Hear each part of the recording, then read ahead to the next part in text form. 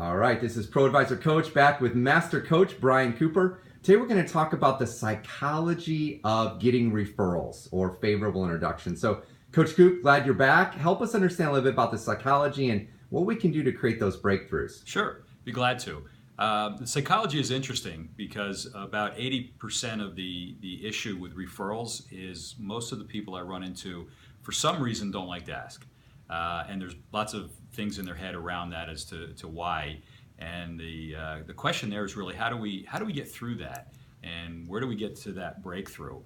And that's really the psychology around it. So part of the psychology is to again do some things that we're reluctant to do. So I had someone as an example, and many of us call it a chicken list. There is a someone, maybe it's an economic boundary, it's a title boundary, whatever it is. But we all have our chicken list, and we hit that boundary, and it's like above that boundary, there is some reason not to do that, or not to ask for the referrals, or whatever. So one way to get through those boundaries, and those are all again psychological boundaries. So a way to get through those boundaries is to really start with some small steps. So as an example, I had one client, again, very, very anxious about asking for referrals, don't like doing it, all the reasons, also understood the reasons for doing it. So I said, I tell you what, let's change the game. Instead of the game for you to get referrals, why don't we change it to you actually just getting into a referral conversation?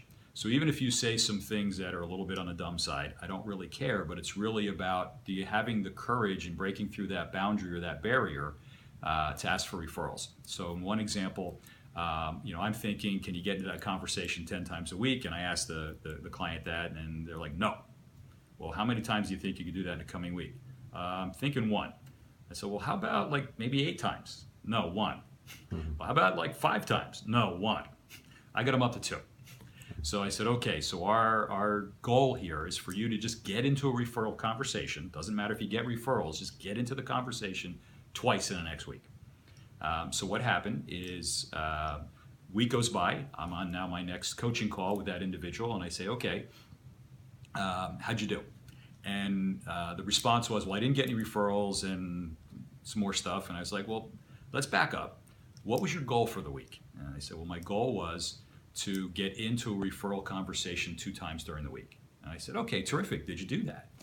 And it was, well, yeah, I did that. So it was, great job. Congratulations. You had a lot of courage, and you pushed through those psychological barriers that you had, and you actually got into the conversation. Congratulations. You did a great job. How do you feel?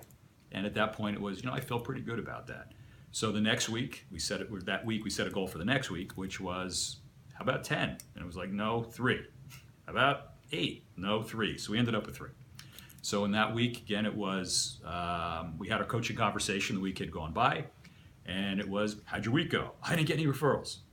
Okay, what was the goal? The goal was to talk to 3 people about referrals, just get into the conversation. I said, well, did you do that? And it was like, well, yeah, I did that. I said, well, good job. Took you a lot of courage to do that. I'm really impressed. How do you feel? I feel pretty good about that. So that repeated itself for a few more weeks. And then eventually the person says, we don't have to have this conversation about referrals anymore. It's like, why not? What's wrong? And I was like, and they smiled and said, well, nothing's wrong. It's for some reason I'm not afraid to ask anymore. And oh, by the way, I got 5 referrals last week. So what happens is it's something that we work on with folks is to how do we get that breakthrough to something that's holding you back from the performance that you want to have, and then really work on the momentum piece. So in this case, the person actually had the breakthrough. The second week was reinforced with all the bad things they thought was going to happen didn't happen. And then they actually got through, they knew what to say. It wasn't a technique issue. So that's the above the waterline things that we might talk about. The below the waterline was all the reasons why they didn't ask. And once we got through that waterline, we broke through that barrier and reinforced that a few times. It didn't take very long before that person had that courage to do that, and their whole viewpoint on how the referrals worked was very, very different afterwards. So that's one of the ways to get through psychological barriers. Excellent. This is Pro Advisor Coach and Master Coach Brian Cooper sharing the psychology of how do you break through the barriers of success to get favorable introductions or referrals. Thanks, Coach Coop. You're welcome.